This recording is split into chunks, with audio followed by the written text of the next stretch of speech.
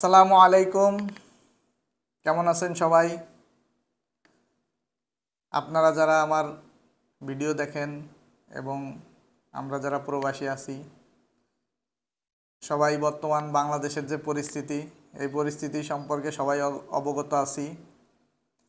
বর্তমানে বাংলাদেশে কোটা সংস্কার নিয়ে ছাত্রছাত্রীরা আন্দোলন করতেছে। আমি আমার পক্ষ থেকে দূর থেকে তাদের সাপোর্ট জানাই, তাদের পাশে আছি। আজ দেশে নাই, এজন্য তাদের সাথে সরাসরি অংশগ্রহণ করতে পারতেছি না, এজন্য মন নিয়ে অনেক দুঃখ। তো আজ কিছু কথা বলতে চাই। বাংলাদেশকে স্বাধীন করছে স্বাধীন একটি বাংলাদেশ, সার্বভৌমত্ব একটি বাংলাদেশ। মুক্তিযোদ্ধারা, সাধারণ জনগণ, সরকারি কর্মজীবী সবাই মিলে একসাথে কাঁধে কাঁধ মিলিয়ে দেশটা স্বাধীন করছে। যে মানুষের বাক স্বাধীনতা থাকবে, মানুষের অধিকার থাকবে, মানুষের অন্ন বস্ত্র যেগুলো প্রয়োজন সকল সুযোগ সুবিধা সমানভাবে পাবে, কোনো বৈষম্য থাকবে না। আমরা যখন পাকিস্তানিদের বিরুদ্ধে যুদ্ধ করলাম, আমাদের চাচারা দাদারা যখন যুদ্ধ করলো, তখন যুদ্ধ করছে যে কোনো বৈষম্য থাকবে না। তখন পশ্চিম পাকিস্তান আর পূর্ব পাকিস্তানের মধ্যে বৈষম্য ছিল, সেই বৈষম্য দূর করার জন্য স্বাধীন একটি বাংলাদেশ প্রতিষ্ঠিত হয়। তো আজকে এই স্বাধীন বাংলাদেশে আমরা কোথায় স্বাধীন? আমরা যে কথা বলতেছি, কথা যদি সরকারের বিরুদ্ধে যায় তখনই তাকে সাথে সাথে গ্রেপ্তার বা তাকে হামলা মামলা দেওয়া হবে। শুধু যে এই সরকার বা শুধু এই সরকার করতেছে এটা না, যে সরকারি ক্ষমতায় যাবে, যারাই সরকারি দলে থাকবে, তাদের বিরুদ্ধে যেই কথা বলবে তাদেরকেই মামলা হামলা গুলি করা হবে, তাদেরকে আটক করা হবে। সব দিক দিয়ে তাদের যত প্রকার শাস্তি আছে তাদেরকে দেওয়া হবে। তাহলে দেশটা স্বাধীন হলো কিভাবে? তো তখন যখন পাকিস্তান ছিল, পূর্ব পাকিস্তান পশ্চিম পাকিস্তান ছিল, তখনকার শাসক গোষ্ঠীও তো সেম জিনিসটা করছে, যে তারা পশ্চিম পাকিস্তানিরা সুযোগ সুবিধা বেশি নিয়েছে আর পূর্ব পাকিস্তানিদের শোষিত করছে, শোষণ করছে। তো এখন দেশ দুইটা নাই, দেশ একটি আছে, কিন্তু সাধারণ জনগণ তো শোষিত হচ্ছে। আজকে আমরা পড়ালেখা শিখে বিদেশে কত কষ্ট করি। যারা বিদেশে থাকে তারাই জানে যে প্রবাস জীবনটা কত কষ্টের। আর যারা দেশে সরকারি চাকরি করে, কোঠা নিয়ে চাকরি করে, মুক্তিযুদ্ধর ভাতা পায়, মুক্তিযুদ্ধর কোঠা নিয়ে তাদের সন্তানরা নাতিরা চাকরি পায়, তারা তো এটা বুঝবে না। তো প্রবাসীরা এত কষ্ট করে দেশে টাকা পাঠাচ্ছে, আপনারা বলতেছেন যে রেমিটেন্স যোদ্ধা। আপনারা প্রবাসীদের জন্য কি সুযোগ সুবিধা করছেন?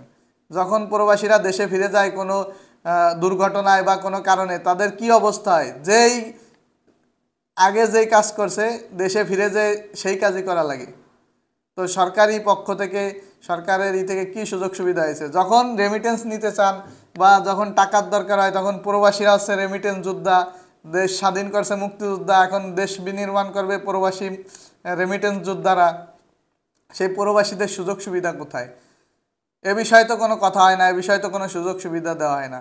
আজকে আমার ছোট ভাইরা, আমাদের সাধারণ শিক্ষার্থীরা আন্দোলন করতেছে, মুক্তি যোদ্ধার কোঠা বাতিল চাই নাই, তারা চাইছে সংস্কারের। এটা তাদের যৌক্তিক আন্দোলন। সরকারের কোনোভাবেই উচিত নাই এই আন্দোলনে এইভাবে এরকম করা উচিত হয়নি, আমি এর তীব্র নিন্দা জানাই। আর এই প্রতিবাদকে দমন করার জন্য আজ সারা দেশে ইন্টারনেট কানেকশন বন্ধ করে দেওয়া হয়েছে। সকাল থেকে তো কলও যাচ্ছিল না, এখন পর্যন্ত বাংলাদেশে কোনো নিউজ পাওয়া যায়নি। অনেক কষ্টে দেশে কথা বলছি ডাইরেক্ট ফোনের মাধ্যমে, তাই শুনতে পারলাম যে সব কিছু অচল অবস্থা।